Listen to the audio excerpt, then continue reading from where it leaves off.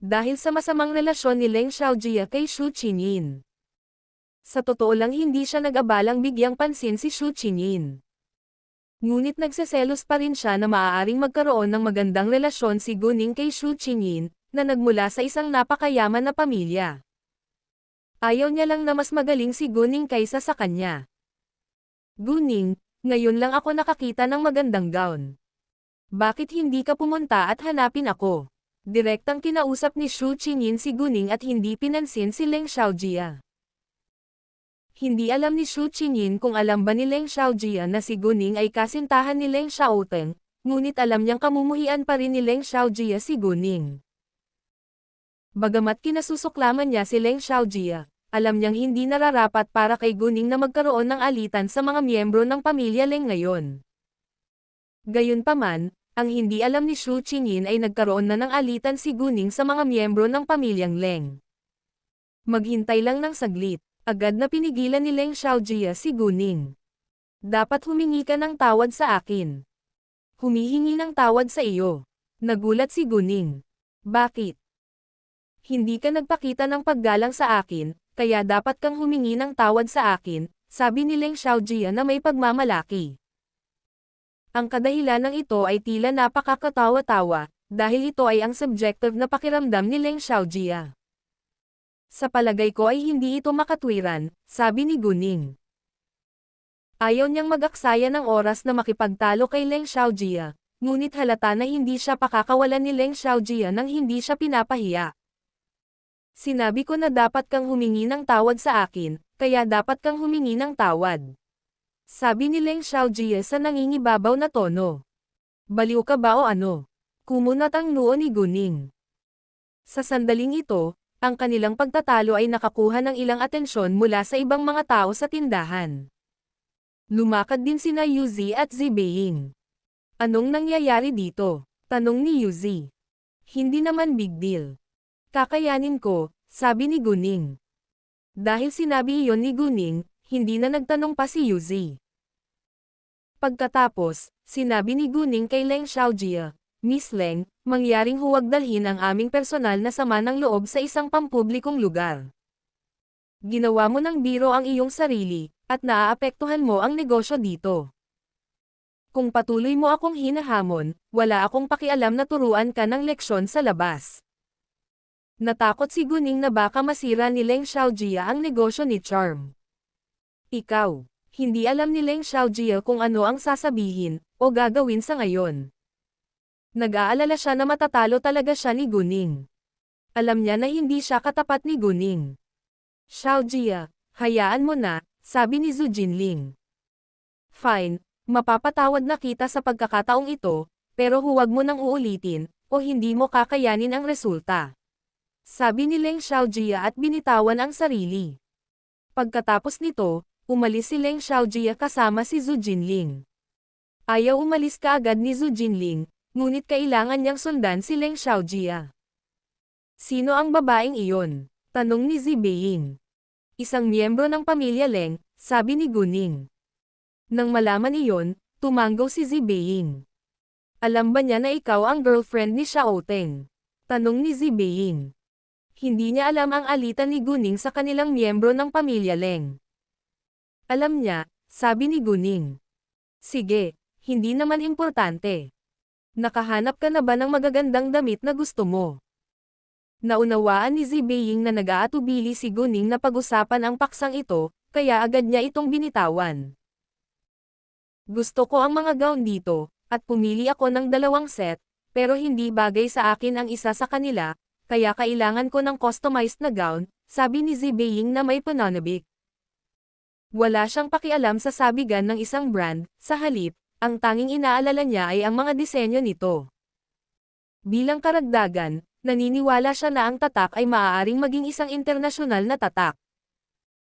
Maaari akong magpadala sa bawat isa sa inyo ng isang set bilang regalo, ngunit kailangan kong singilin kayo para sa pangalawa, sabi ni Guning kina Zibeiing at Xu Qinyin.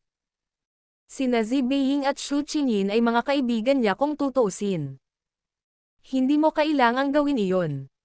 Mababayaran ka namin, sabi ni Zibeiing. Alam niyang napakamapagbigay ni Guning, kaya hindi niya tinanggap ang kanyang kabaitan. Tama, maaari mong talagang bayaran, ngunit salamat sa iyong kabutihang loob, sabi ni Xu Qingyin.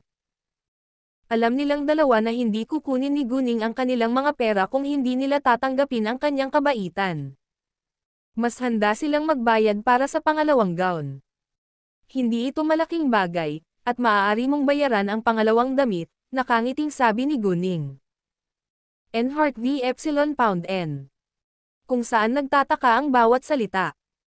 Pagkaalis ni Zhu Jinling at Leng Xiaojie kay Charm sa kaunting distansya, narinig nila ang pag-uusap ng dalawang dalagang dumaan sa tabi nila. Wow, tuwang-tuwa na ako sa wakas nagbukas na si Charm. Nagtataka ako kung darating si Goddess Gu ngayon. Sana makapunta siya para makita ko siya sa totoong buhay. Sa palagay ko ay hindi darating si Goddess Gu, dahil marami siyang kumpanya. Nang marinig ang kanilang usapan, tumigil si Leng Xiaojie at nakaramdam ng dismaya. Diyos sa Gu.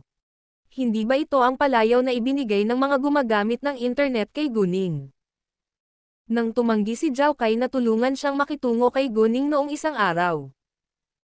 Marami siyang nabasang balita tungkol kay Guning sa internet kaya nalaman niya na si Guning ay may palayaw na Goddess Gu.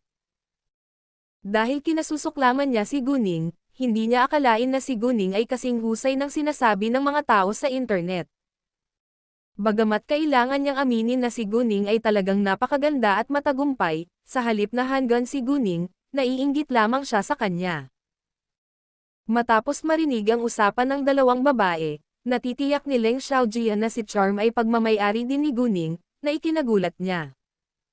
Hindi niya inaasahan na malaman na si Guning ay boss din ni Charm.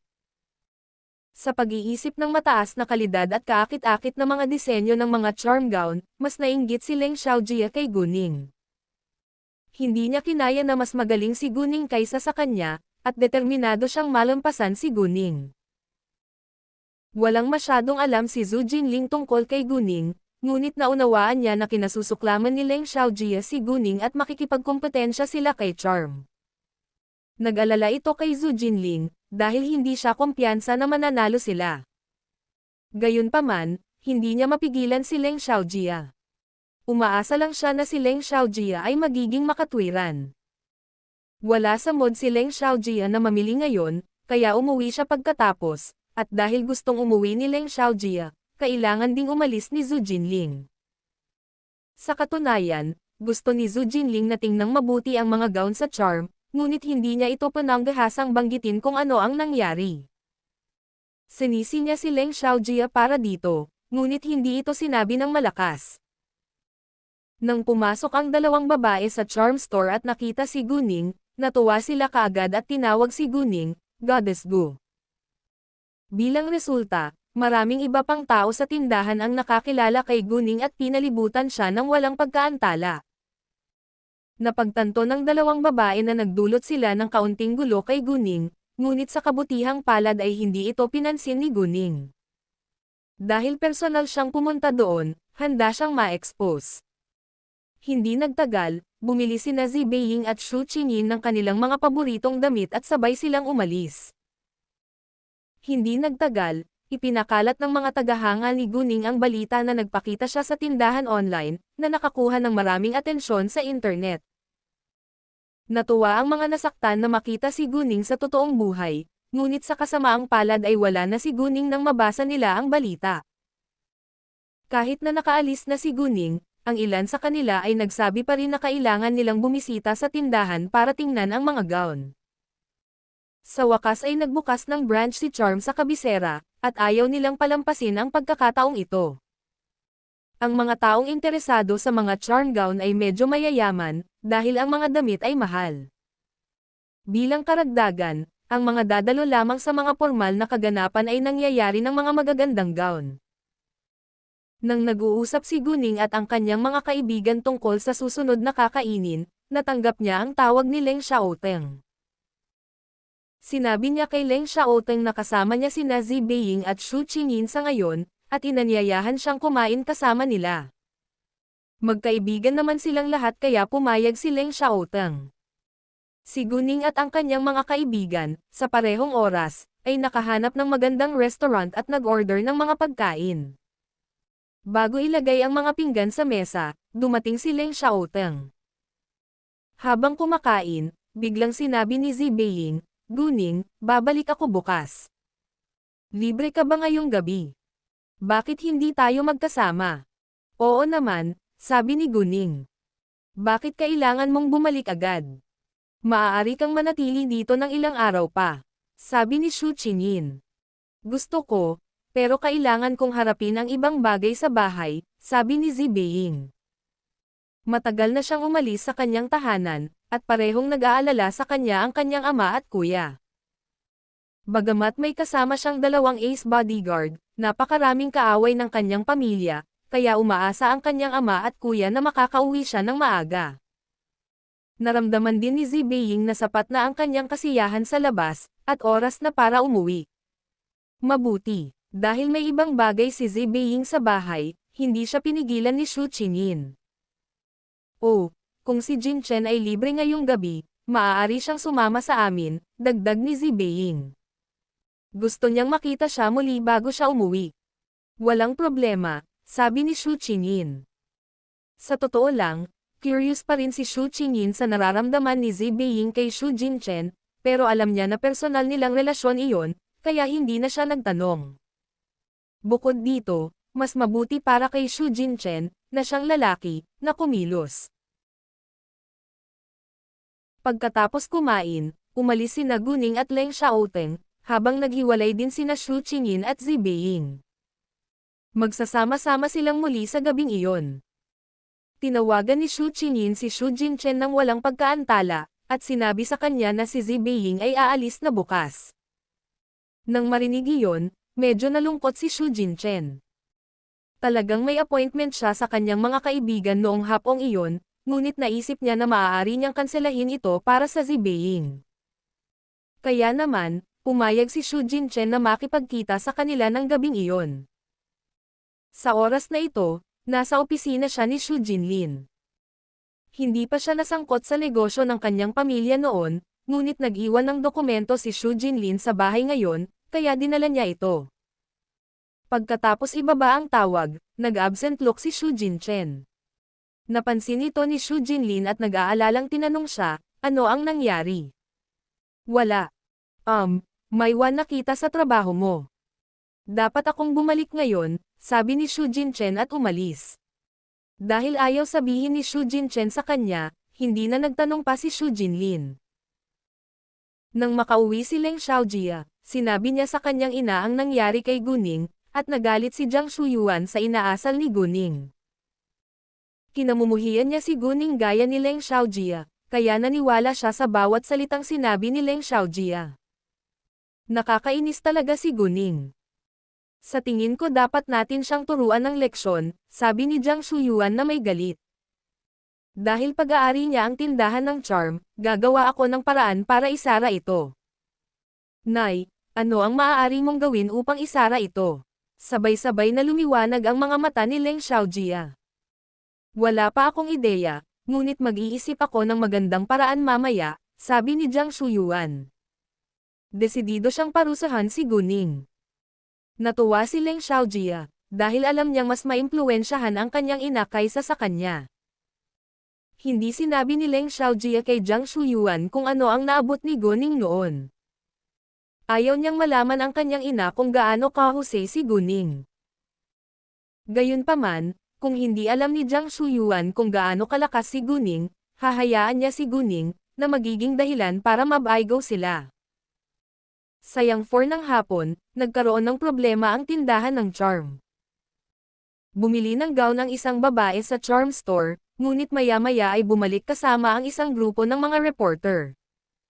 Inakusahan niya si Charm ng paggawa ng mababang kalidad na mga damit. Sabay-sabay na inilagay ng ibang customer sa tindahan ang mga damit sa kanilang mga kamay, pagkatapos ay pinalibutan ang babae para makita kung talagang may problema sa kalidad ng mga charm gown.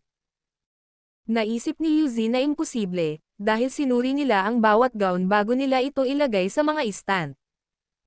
Kapag nagpa siya ang mga customer na bumili ng alinman sa mga damit sa tindahan, tingnan nila itong muli bago ito ibalot. Madam, sinuri namin itong gown sa harap mismo ng iyong mga mata noong binayaran mo ito sa counter, at alam naming lahat na ayos lang. Obvious naman na may pumutol at nasira ng kusa nitong damit pagkatapos.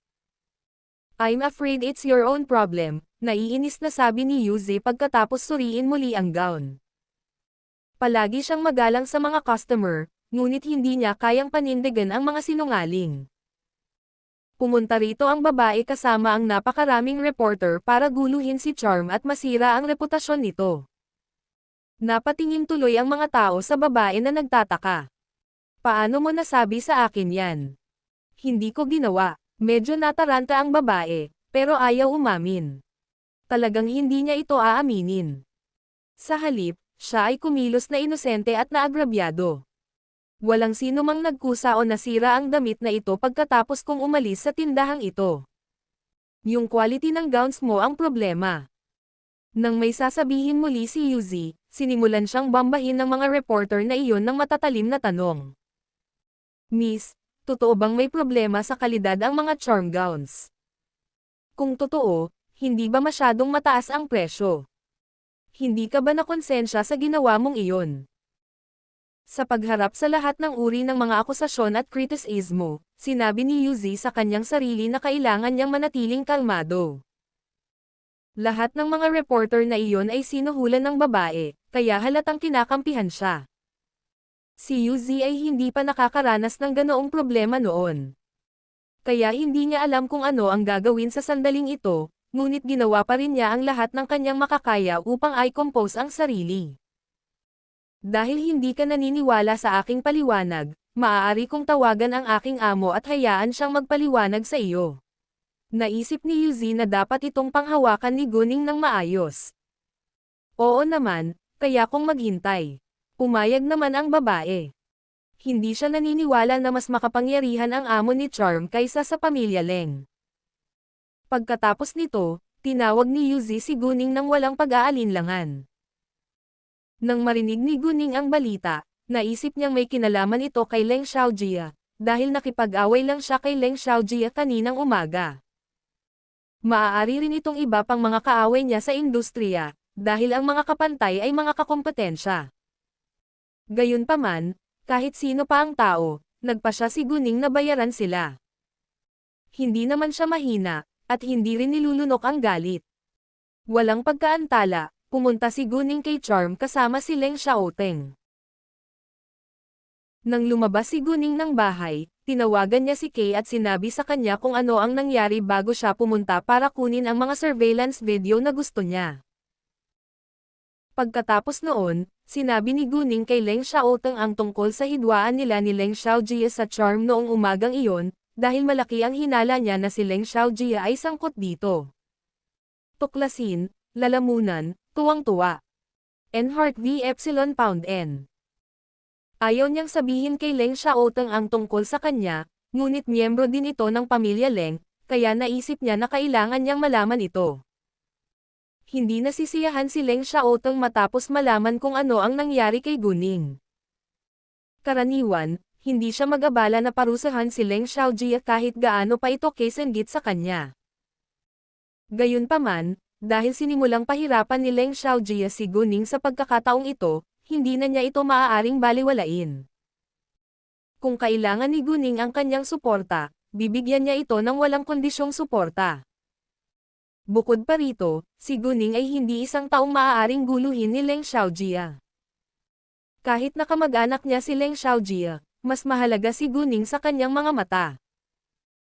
Hindi iyon ang peak time para sa traffic, kaya dumating sina Leng Xiaoteng at Gunning sa shopping mall pagkatapos ng 20 minuto. Ipinarada nila ang sasakyan sa underground parking lot, sakasabay na pumunta sa tindahan. Kaya naman, kalahating oras lang bago makarating sa tindahan si Gunning pagkatapos niyang matanggap ang tawag ni Yuzi. Si Yuzi at ang iba pang mga tauhan ay naghihintay sa kanya. Nanatili rin ang babae at ang mga reporter na sinuhulan niya. Karamihan sa mga customer sa tindahan ay interesado din na malaman ang resulta. Inalagaan nila ito, dahil potensyal na mamimili sila ng mga charm gown. Hindi nagtagal, nagpadala si Kay ng 4 na video pabalik kay Guning. Sa unang video, inabutan ng babae ang bawat isa sa mga reporter na iyon ng isang makapal na pulang sobra. Sa pangalawang video, pumunta ang babae para bumili ng damit sa charm store, saka umalis. Bagamat hindi kapaki-pakinabang ang video na ito, ipinadala pa rin ito ni Kay kay Guning. Sa ikatlong video, ginupit ng babae ang damit gamit ang gunting sa isang kotse na hindi kalayuan sa shopping mall. Sa pang-apat na video, bumalik ang babae sa tindahan ng charm kasama ang isang grupo ng mga reporter. Alam ni Guning na ito ay isang bitag, kaya hindi na siya nagulat pagkatapos mapanood ang 4 na video. Dahil emergency, nakita lang ni Kay ang 4 na surveillance videos. Tungkol naman sa pagkakakilanlan ng babae at ang dahilan kung bakit niya ito ginawa, si Kay ay patuloy na mag-iimbestiga mamaya. Kasabay nito, nagpost na ang ilang reporter ng mga artikulo at larawan sa social media na inaakusahan si Charm ng mga problema sa kalidad. Sa loob ng maikling panahon, si Charm ay nasa gitna ng mga batikos. Bagamat maraming tagahanga si Guning, marami rin ang mga haters sa internet, at sinamantala nila ang pagkakataong ito para atakihin siya at si Charm. Pagkaraan ng ilang sandali, nalaman ito ng mga tagahanga ni Guning at nagsimula silang ipagtanggol siya sa internet. Ang mga reporter na iyon ay talagang walang alam tungkol sa impluwensya ni Guning, kaya wala silang ideya na sila ay nasa problema ngayon. Sa kabuuan, karamihan sa mga gumagamit ng internet ay piniling maniwala kay Charm at Guning. Maaaring isang aksidente na ang mababang kalidad na damit ay hinaluan ng mataas na kalidad na mga damit. Napakalaki ng pabrika ng damit, at maraming linya ng produksyon, kaya naiintindihan na kung minsan ang mga aksidente. Kahit na ang mga internasyonal na tatak ay maaaring magkamali, at hindi ito isang seryosong problema. Ang ilang mga gumagamit ng internet ay nag-iisip na ang mga babae ay gumagawa ng malaking kaguluhan sa isang maliit na isyu, dahil nakita niya ang isang damit na hindi sapat.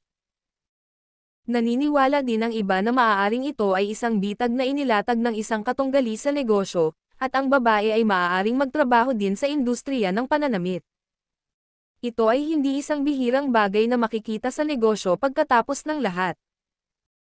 Kung ito ay totoo, maraming gumagamit ng internet ang matutuwa sa pagkabigo ng babae, dahil alam nilang lahat kung gaano kalakas at maimpluwensyang si Guning. Hindi isang matalinong desisyon para sa babae na magdulot ng gulo kay Guning. Nang dumating sina Guning at Leng Xiaoteng, nakakuha sila ng maraming atensyon mula sa mga tao sa kanilang paligid, dahil sila ay masyadong kapansin-pansin para hindi papansinin. Hi, boss, sabay lakad ni Yuzi papunta kay Guning. Nang marinig ang ibang tao na tinawag ni Yuzi si Guning na kanyang boss, nagulat sila. Hindi nila akalain na dalaga pala ang amo ni Charm. Inilibot ng babae ang kanyang mga mata kay Guning, dahil naniniwala siya na napakadali para sa kanya na hawakan ang isang batang babae. Bukod dito, hindi niya kilala si Leng Xiaoteng, kaya hindi siya natakot sa kanya. Nang magpakita si Guning, lumingon ang mga reporter na iyon para magtanong sa kanya. Miss, ikaw ba ang amo ni Charm? Maaari mo bang bigyan kami ng makatwirang paliwanag para sa mga problema sa kalidad ng paliwanag ng Charm? Miss, bakit ang taas ng presyo ng Charm gowns? Panipi tuldok panipi. Mangyaring tumahimik sandali, at ipinapangako kung bibigyan kita ng isang kas-iya siyang sagot pagkatapos kung malaman kung ano ang nangyari dito, sabi ni Guning. Nang marinig iyon, natahimik ang mga reporter na iyon at naghintay ng paliwanag ni Guning. Yuzi, sabihin mo sa akin kung ano ang nangyari, sabi ni Guning kay Yuzi. Bagamat alam na niya ang lahat, kailangan pa rin niyang tanungin muna si Yuzi. Binili ng ma'am na ito ang damit sa aming tindahan ngayon, sabi ni Yuzi at itinuro ang damit na nakalatag sa sofa. Mga isang oras na ang nakalipas, bumalik siya kasama ang isang grupo ng mga reporter at inakusahan kami ng nagbebenta ng mga mababang kalidad na gown. Sinuri ko ang damit at nakita kong sadyang pinutol ito at sinira ng isang tao. Kalokohan, sabay putol ng babae sa kanila. Tinatanggihan mo ang responsibilidad para sa mga problema sa kalidad. Nang marinig iyon, hindi nagalit si Guning, ngunit ngumiti sa babae. Ma'am, huminahon po kayo. Wala kang matibay na patunay na magpapatunay na mababa ang kalidad ng damit. Sa halip, mayroon kaming sapat na mga dahilan upang maniwala na sadyang nagdudulot ka ng gulo sa amin. Ikaw, napatulala saglit ang babae. Kung talagang may mga problema sa kalidad sa damit, babayaran ka namin ng 10 beses sa presyo nito. Kung hindi, kakasuhan ka namin, sabi ni Guning. Ma'am, tanungin ulit kita. Sigurado ka bang hindi sinasadyang pinutol at nasira ang damit na ito pagkatapos mong umalis sa charm store? Medyo nataranta ang babae, pero ayaw pa ring aminin. Sigurado akong may mga problema sa kalidad sa iyong mga damit, at hindi ko ito sinasadyang gupitin o sirain. Medyo nag-relax yung mga reporter na yon. Sa totoo lang, kinabahan sila nang sabihin ni Guning na maaari niyang kasuhan ang babae kung ito ay paninirang puri.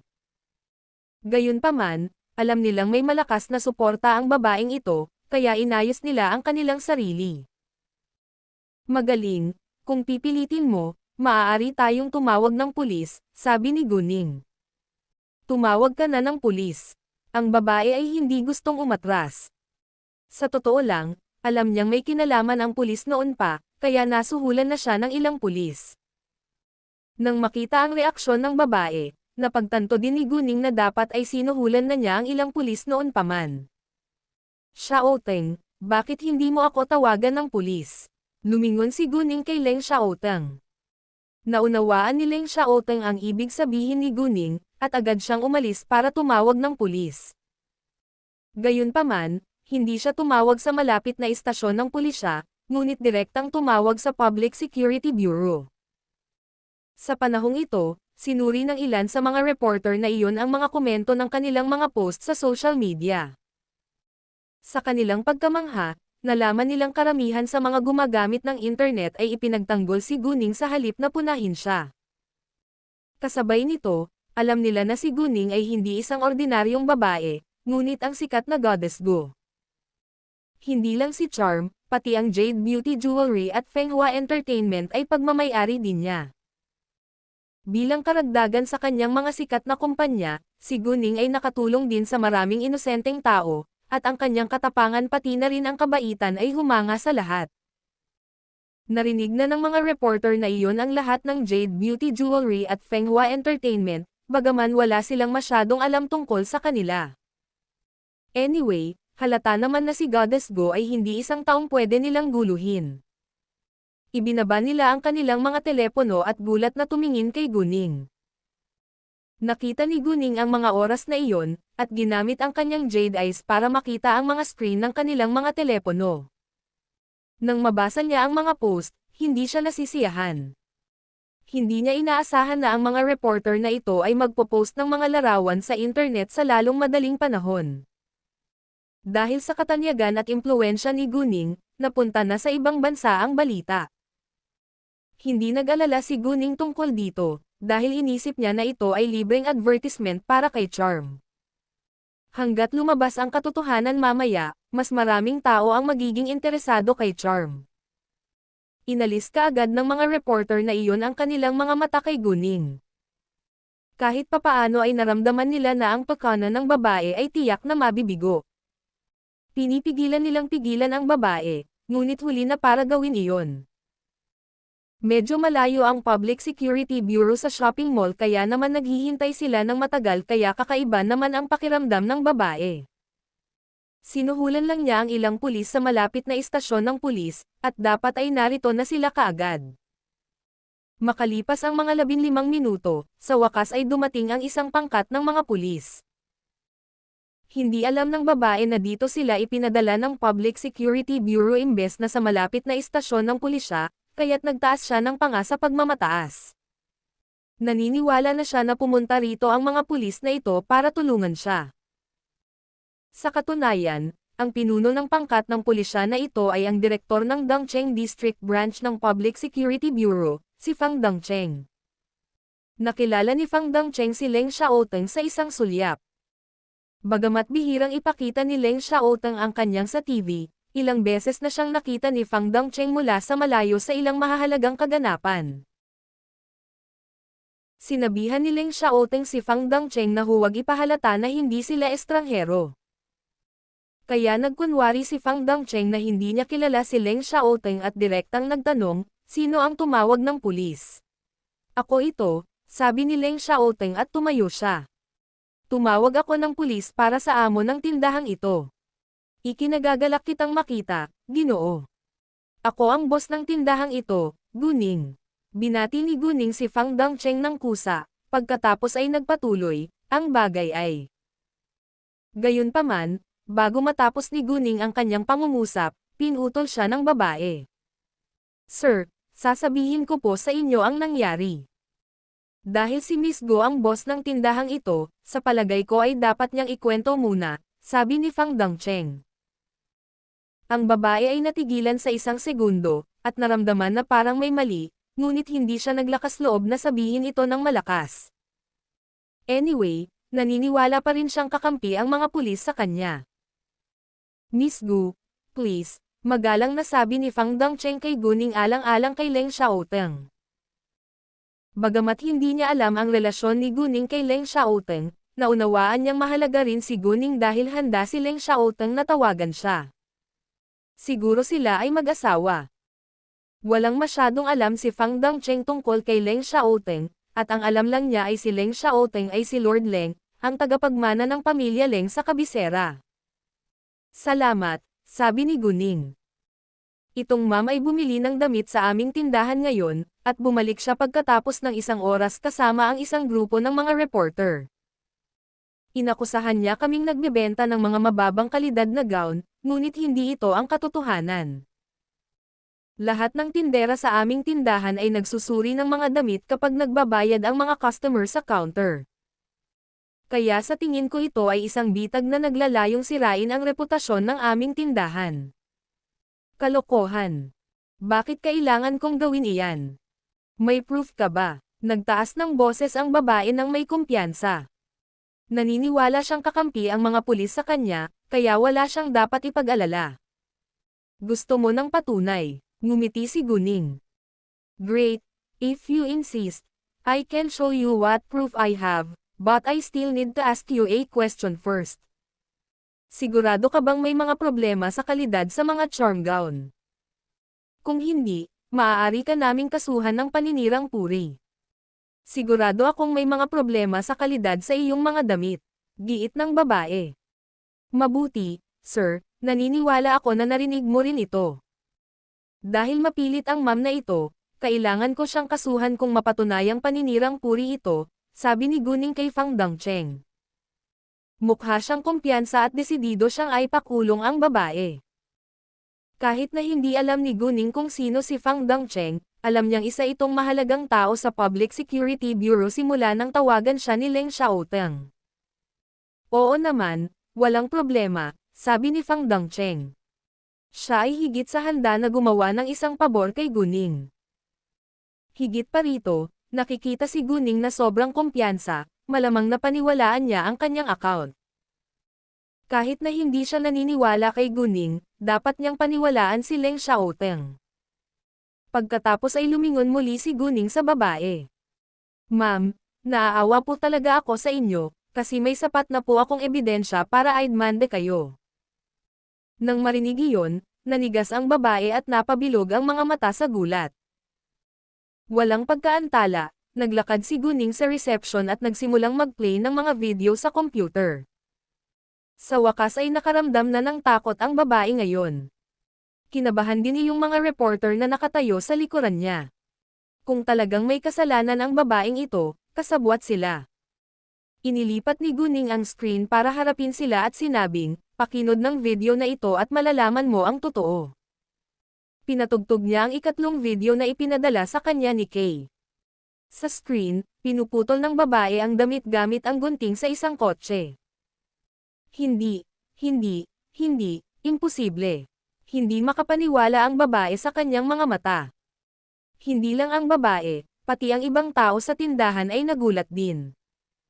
OMG, Kusa namang pinutol ng babaeng ito ang damit. How dare she blame Charm for it? Napakawalandiya niya. Nagseselos ba siya sa kasikatan ni Charm? Nasusuklam siya sa ginawa niya.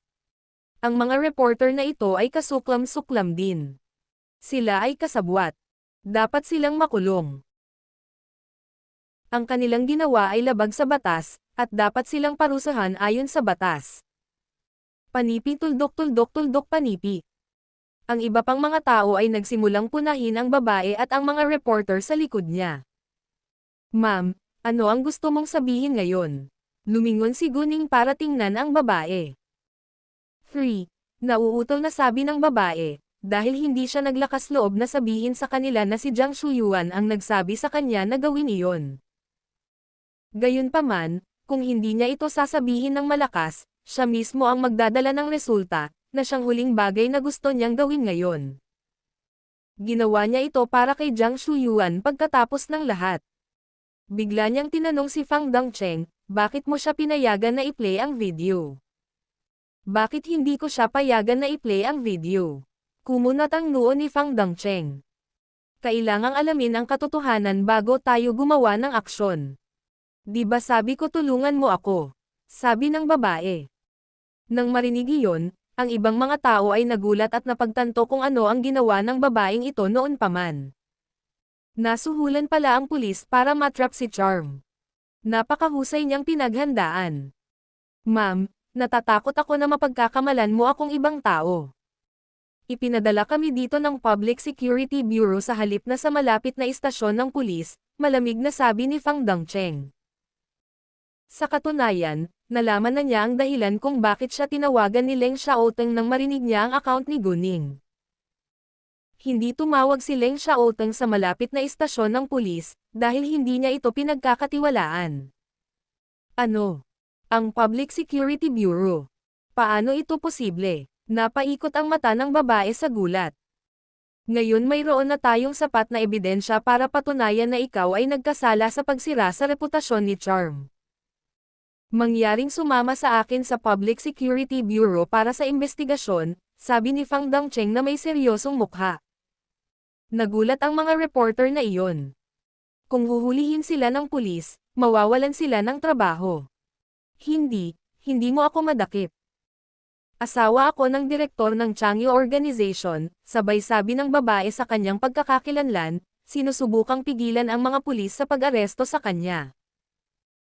Ang Changyu Organization ay isang sikat, malaking korporasyon ng negosyo sa kabisera, at ito ay pag-aari ng pamilya Guo na isang napakayaman na pamilya. Nagsilbing orihinal na host ang N0V3 Letera 0V para sa paglabas ng kabanatang ito sa N0V3LB1N. Ang mga tao ay tumingin kay Guning ng may simpatiya, dahil naniniwala sila na kailangan niyang kagatin ang kanyang dila sa pagkakataong ito. Walang sino man sa kanila ang nakakaalam kung gaano ka-impluwensya si Guning, kaya naisip nila na siya ay isang ordinaryong babae lamang. Kahit na alam ng ilan sa kanila na siya ang may-ari ng Jade Beauty Jewelry and Charm, hindi nila akalain na mas makapangyarihan siya sa pamilya Guo. Ang Changyu Organization ay isang kilalang malaking negosyo kung tutuusin.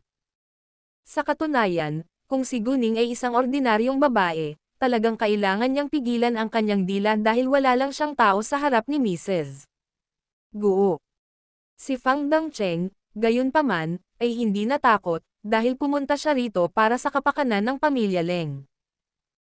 Wala akong pakialam kung gaano kalakas ang iyong pamilya, dapat kang maparusahan ayon sa batas na ibinigay sa iyong ginawa, sabi ni Fang Dongcheng. Ang lahat ay humanga sa kanyang katapatan. Ikaw, hindi inaasahan ni Mrs. Guo na ang pulis na ito ay nangahas na kumilos laban sa Changyu Organization, at nakaramdam siya ng lubos na kahihiyan. How dare you say that sa harap ko? Kung maglakas loob kang arestuhin ako ngayon, papaalisin kita sa trabaho. Kung gusto mo akong mawalan ng trabaho, dapat alam mo muna kung sino ako. Nanatiling kalmado si Fang Dongcheng. Ginang. Guo, hayaan mo akong magpakilala. Ako ang direktor ng Dongcheng District Branch ng Public Security Bureau, si Fang Dongcheng. Nang malaman iyon, Nagulat na naman ang lahat. Ano? Siya ang direktor ng Dongcheng District Branch ng Public Security Bureau. Nagulat sila na personal na pupunta rito ang direktor.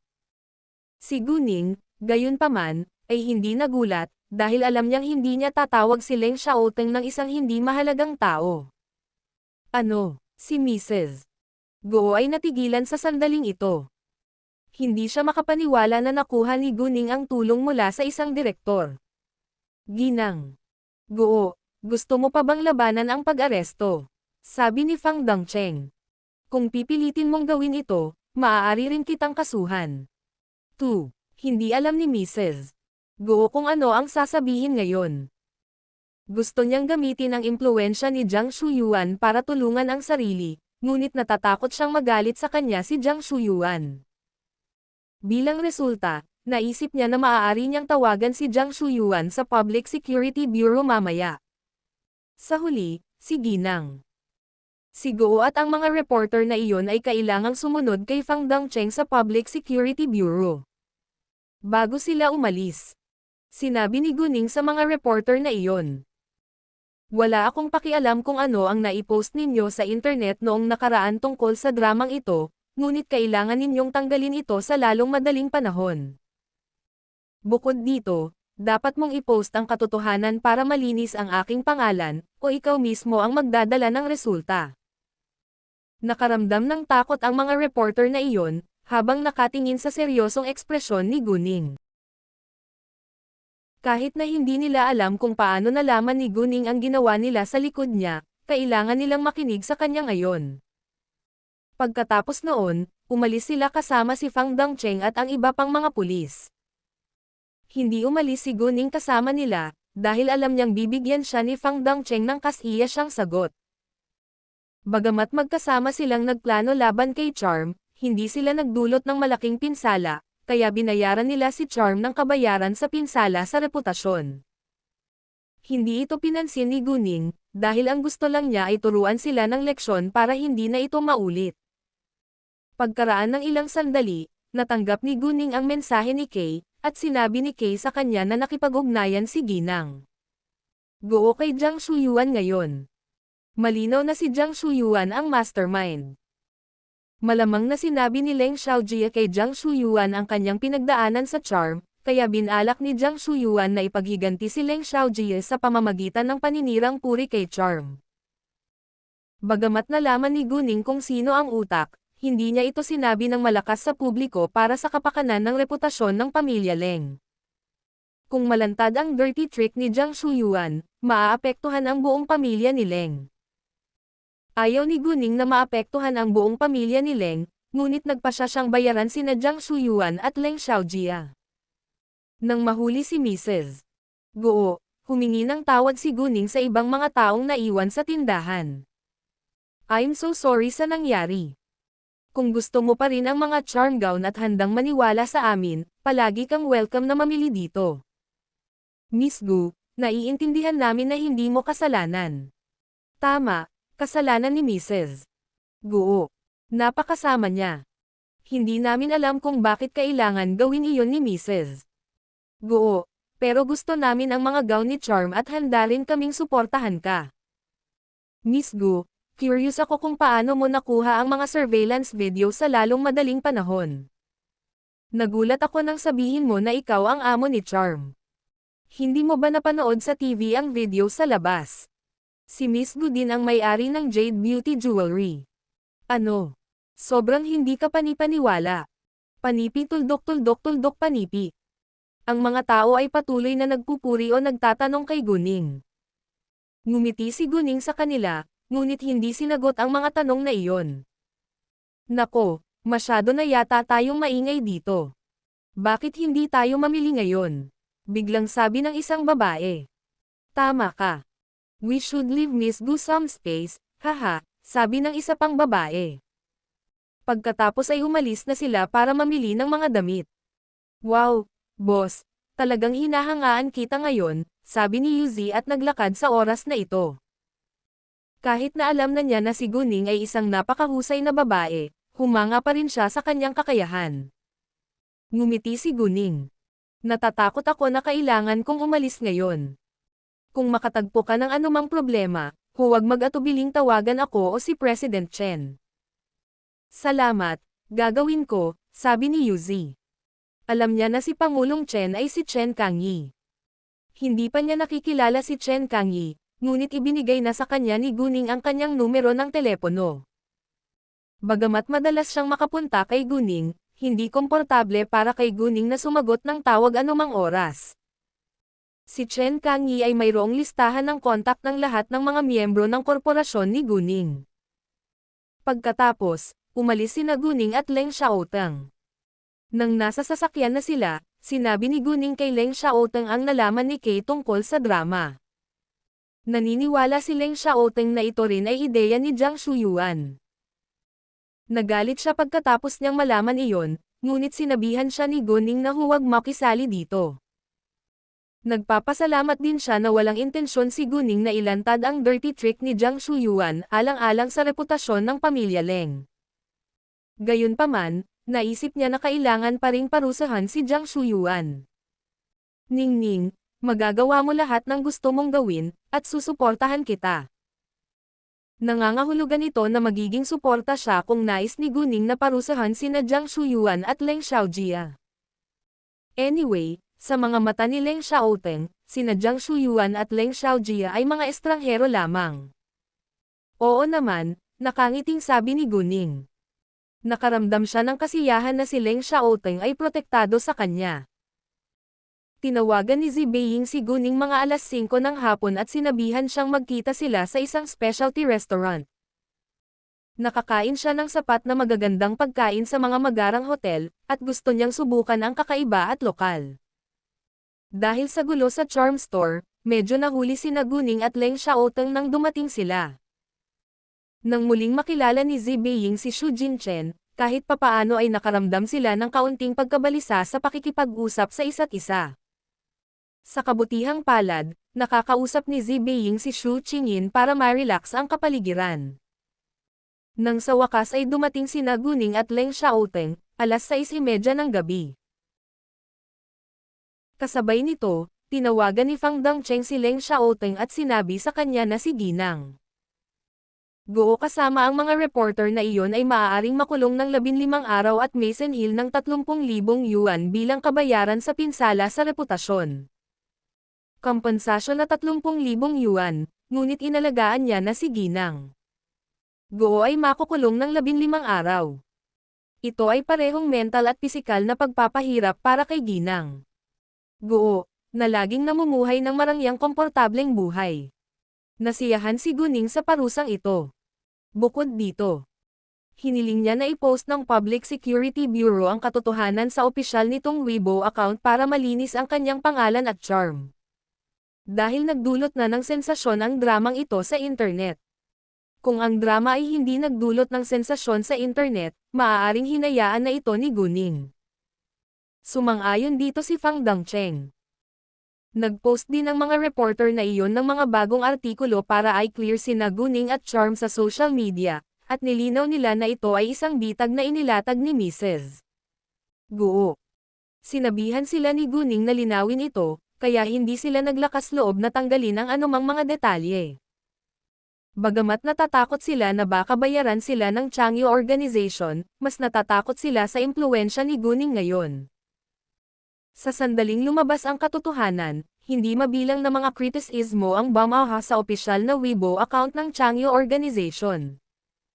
Pinili ng karamihan sa mga gumagamit ng internet na maniwala kay Guning.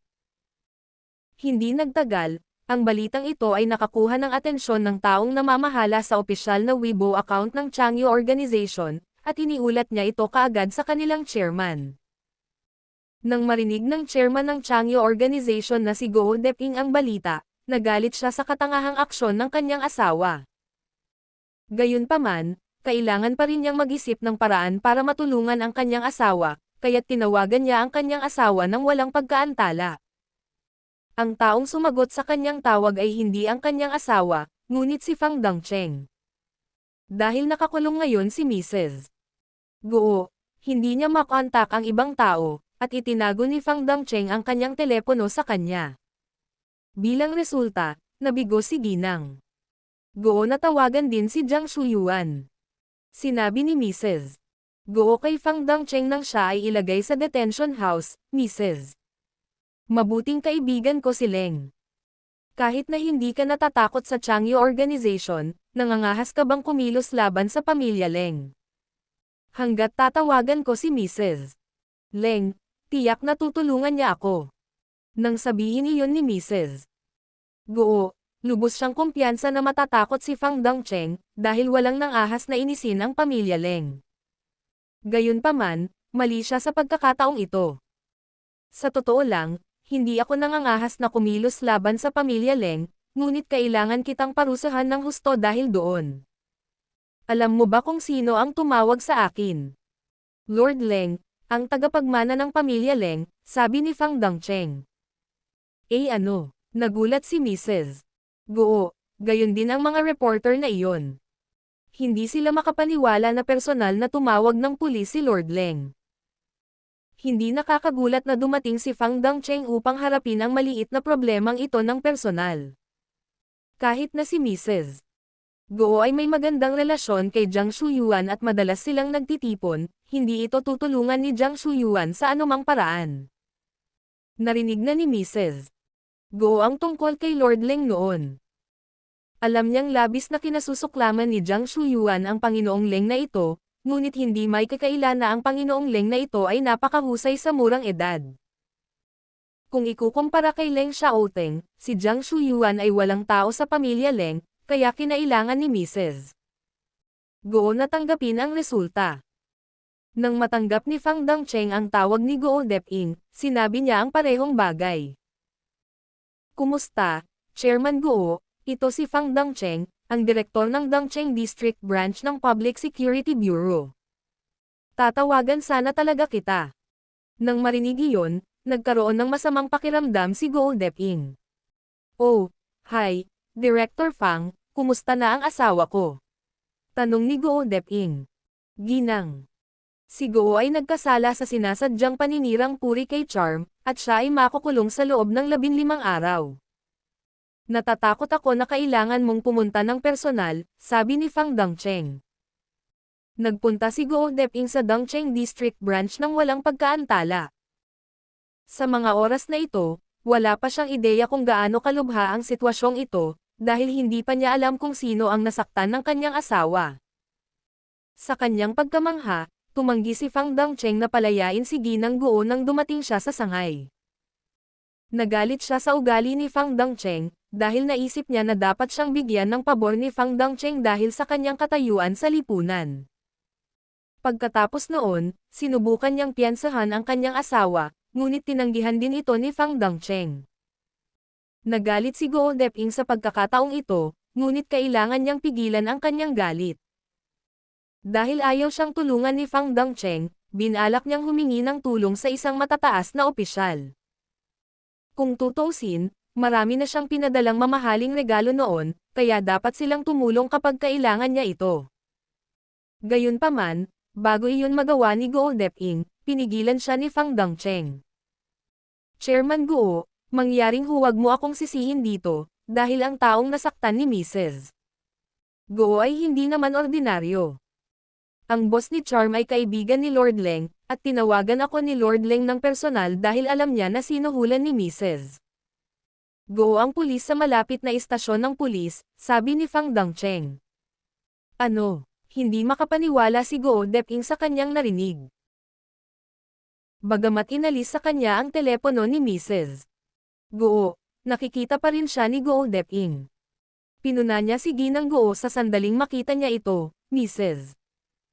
Hindi nang ahas si Guo na ilihim ito sa kanyang asawa, at sinabi kay Guo Deping na ito ay ideya ni Jiang Shuyuan. Umaasa pa rin siya na matutulungan siya ni Jiang Shuyuan.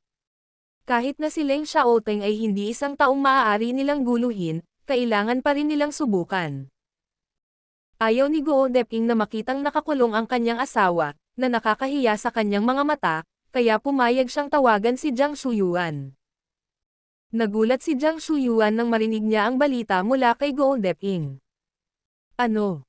Nabigo siya. Walang pakialam si Jiang Shuyuan na nakulong si Ginang Guo, ngunit nabigo ang plano. Talagang galit siya kay Mrs. Guo dahil sinira niya ito. Nang marinig ang tono ni Jiang Shuyuan, naunawaan ni Guo Deping na hindi malamang natutulungan niya ang kanyang asawa. Sa katunayan, ito ay ideya ni Jiang Shuyuan, at ang kanyang asawa ay pinigil dahil sa kanyang ideya. Gayunpaman, walang pakialam si Jiang Shuyuan sa nangyari sa kanyang asawa, ngunit sinisi niya ang kanyang asawa sa lahat. Kinailangan ni Guo Deping na pakalmayan ang sarili dahil kailangan niya ng tulong ni Jiang Shuyuan ngayon. Ginang Leng, tulungan mo kami. Ikaw lang ang makakapagpiyansa sa asawa ko ngayon, sabi ni Guo Deping. Sige, susubukan ko, sabi ni Jiang Shuyuan. Alam niyang nakakulong si Mrs. Guo dahil sa kanyang ideya, kaya handa siyang tumawag. Hindi sinabi sa kanya ni Guo Deping na kasali rin si Leng Xiaoteng, dahil natatakot siya na baka tumanggi itong tulungan siya kapag nalaman niya. Pagkatapos ibaba ang tawag kay Guo Deping, tinawagan ni Jiang Shuyuan si Fang Dongcheng. Tiwala siya na pakikinggan siya ni Fang Dongcheng kapag tinawag niya ito. Gayunpaman, sa kanyang pagtataka, tinanggihan siya ni Fang Dongcheng. Ginang Leng, pasensya na, hindi ko kayang palayain si Mrs. Guo dahil may kasalanan siya. Kung pakakawalan ko siya, parurusahan ako ng aking pinuno.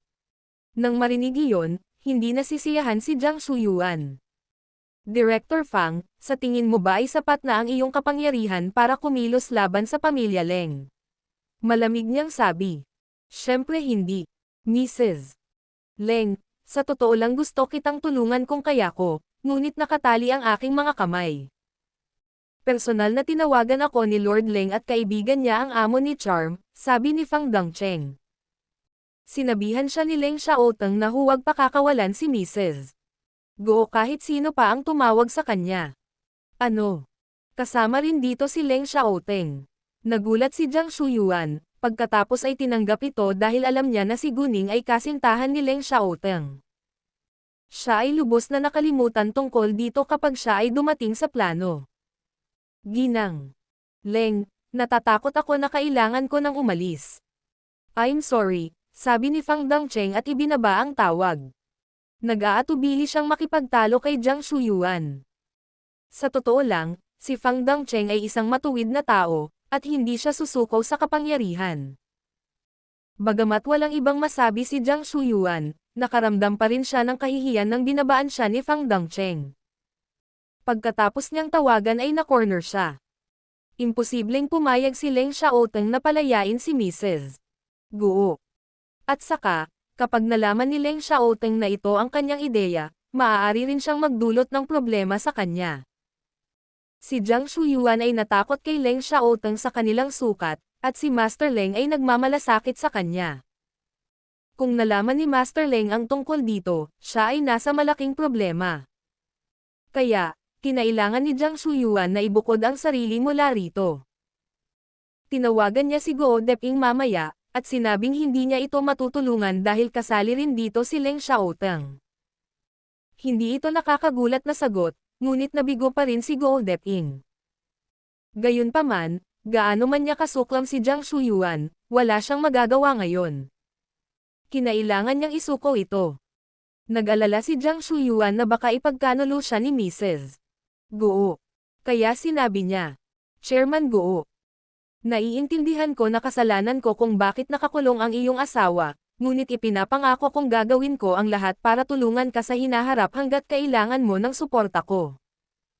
Nang marinig iyon, medyo gumaan ang pakiramdam ni Guo Deping. Dahil hindi niya may piyansa ang kanyang asawa, hindi na niya kailangang inisin si Jiang Shu, na walang silbi. Gayunpaman, nangako si Jiang Shuyuan na tutulungan siya sa darating, hindi ito ang pinakamaraming resulta. Noong 6:30 PM, ipinadala ng opisyal na Weibo account ng Dongcheng District Branch ang katotohanan ng kaso, at libu-libong gumagamit ng internet ang nag-repost nito sa loob ng maikling panahon. Pagkatapos ng dramang ito, mas maraming tao ang nakaalam tungkol kay Charm, at ang reputasyon ng Changyu Organization ay nasira ng sabay.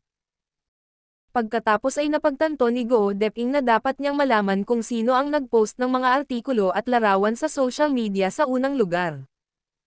Hindi nagtagal ay nakuha niya ang resulta na ang mga reporter na iyon ay tinanggap ni Mrs. Go.